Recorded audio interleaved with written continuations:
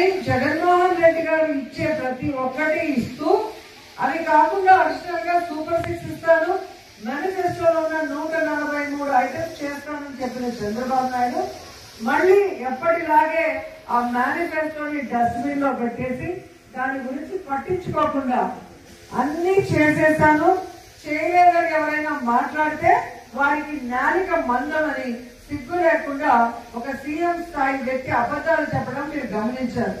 అందుకే వారి మేనిఫెస్టో ఏంటి, వారు ఏం చెప్పారు అని ఈ రోజు వాళ్ళకి గుర్తు చేస్తూ గడప గడపకి కార్యక్రమాన్ని ఇది తీసుకెళ్లి ఈ క్యూఆర్ కోడ్ స్కాన్ చేస్తే దాంట్లో సూపర్ 6 తో పాటు తెలుగుదేశం పార్టీ మేనిఫెస్టో వస్తుంది. ఈ మేనిఫెస్టోలో చంద్రబాబు నాయుడు, పవన్ కళ్యాణ్ ఇద్దరు సంతకాలు పెట్టారు. ఇది చేయడానికి కుదరదు, అంత డబ్బు లేదు, ప్రజల్ని మోసం చేయడం ఇష్టం లేక ఆ రోజు బీజేపీ వాళ్ళు దీనికి దూరంగా ఉన్నారు. మీరు గమనించారు కదా, ఆ రోజు మేనిఫెస్టోని టచ్ చేయకుండా దూరంగా నిల్చున్నారు. ఓన్లీ పవన్ కళ్యాణ్ అండ్ చంద్రబాబు నాయుడు గారి ఫోటోలతో వెనక బ్యానర్లు, అలాగే ఉమ్మడి మేనిఫెస్టోలో ఇద్దరి సంతకాలు. ఇప్పుడు సంతకం పెట్టి మోసం చేస్తే ఏమంటారు? చీటర్ అంటారు. చీటింగ్ కేసు పెట్టాలి, 420 కేసు. మరి చంద్రబాబు నాయుడు మీద, పవన్ కళ్యాణ్ మీద ఈ 420 కేసు పెట్టాలా వద్దా? ఖచ్చితంగా పెట్టాలి కదా. ఎందుకంటే ఈ రాష్ట్రంలో మహిళల్ని మోసం చేశారు, రైతుల్ని మోసం చేశారు, నిరుద్యోగుల్ని మోసం చేశారు, ఆఖరికి చదువుకుంటున్న చిన్న పిల్లల్ని కూడా ఎలా మోసం చేశారో మీరందరూ కళ్ళారా చూశారు. ఆ రోజు ఏం చెప్పారు?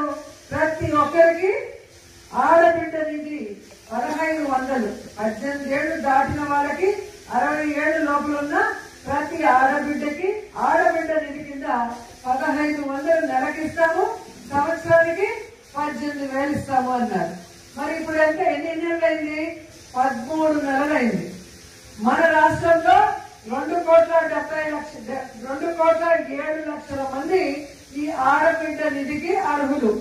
మరి ఈ 2,07,00,000 మంది ఆడబిడ్డల్ని చంద్రబాబు నాయుడు, పవన్ కళ్యాణ్ ప్రతి నెల ఇస్తానన్న 1500 ఈ 13 నెలలకి కలిపితే 35,100 కోట్లు, దాదాపుగా 35,000 కోట్ల పైగా.